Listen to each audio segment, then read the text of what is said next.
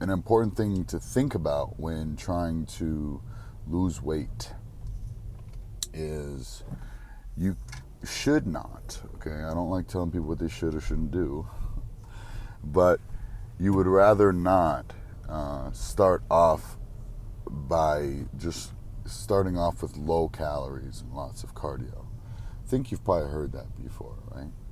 So, no matter what you do, you need to start building your metabolism. And the only way to have a healthy metabolism is to exercise. I mean, other than to be very, very, very young little boy or girl, but is to exercise, right? And to slowly add in calories and nutrients to help recover from exercise. And your body will start to metabolize that food and turn it into energy and muscle and all of that, right? So if you're eating around 2,500 calories a day, which is important to know how much food you're intaking, because I know some people that I give advice to that aren't my clients, because if you're my client, I'm going to be making adjustments to your diet. That way you don't plateau, and this way we can reach the goals that you see in the transformations and things like that. Now, the main thing here is, if you just start eating healthy, you're going to lose initially, you're going to lose some weight. Depending on how heavy you are, you might lose 15, 20 pounds, or you might just lose 2 to 5 pounds. The thing here is that's not going to be sustainable. You're not going to know what to do in 3 to 5 weeks after progress has slowed down, and you're going to end up just eating more or eating less, or just making decisions based off guessing. And I'm not saying an educated guess is not appropriate, and it is, because this is a project and you need to take this like a project. So if you know how many grams of fats, carbs, and protein you're eating, you know what kind of training you're doing and the kind of impact that that training has on your body, then you can have an idea on where to start with your caloric intake. So say you start off with a moderate caloric intake.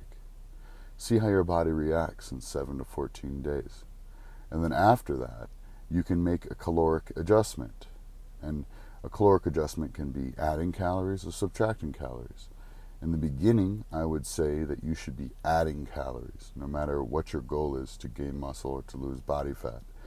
You want to get to a point to where you have a healthy dose of calories, so when you diet for 8 weeks, for 12 weeks, for 16 weeks or more, that you have a nice number to start from, because this is what's going to help you from plateauing. So leading up to this, you've been training hard, working out and exercising consistently, so that your nutrients is being used, right? So you're not just getting fat.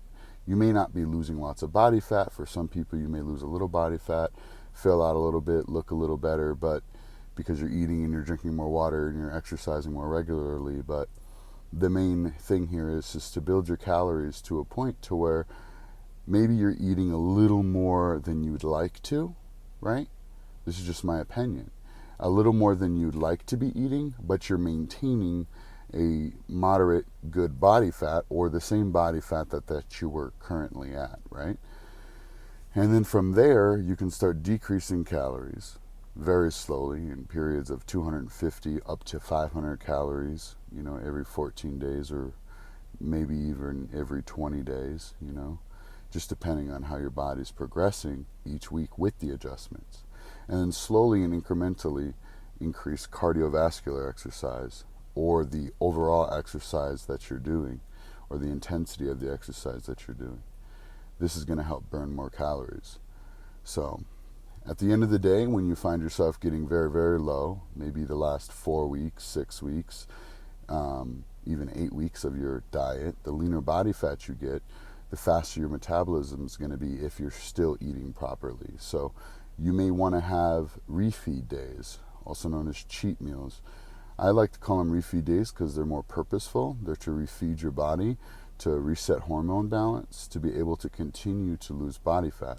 Because when your body's overly stressed, you're not going to be able to continue to improve.